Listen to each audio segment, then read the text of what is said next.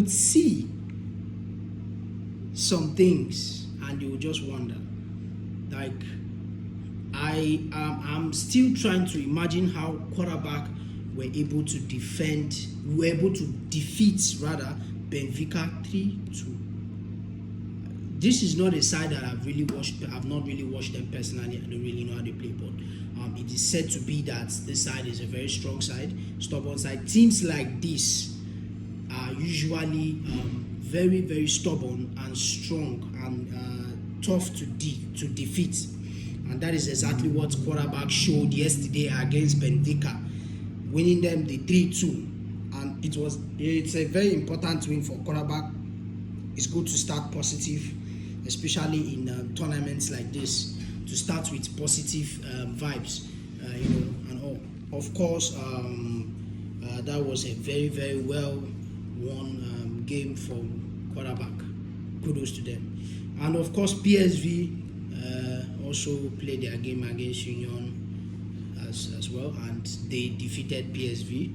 I didn't watch that game at all, and they all had the same timeline. So of course, I needed to watch the bigger games, of course.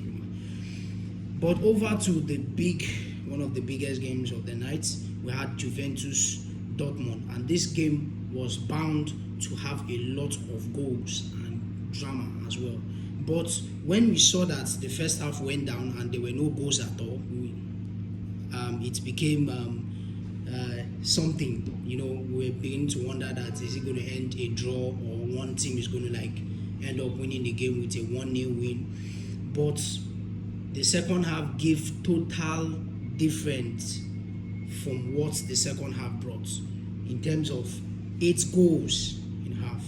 And of course, we saw how first, Dortmund opened the game with a goal, and before Juventus equalizing from Kenan Yildiz equalized, and of course Dortmund equalized again, taking the lead one more time, and then Juventus equalizing. Vlahovic, so it was you score, I score, you score, I score, and it ended up being 2-2 around the 67th minute.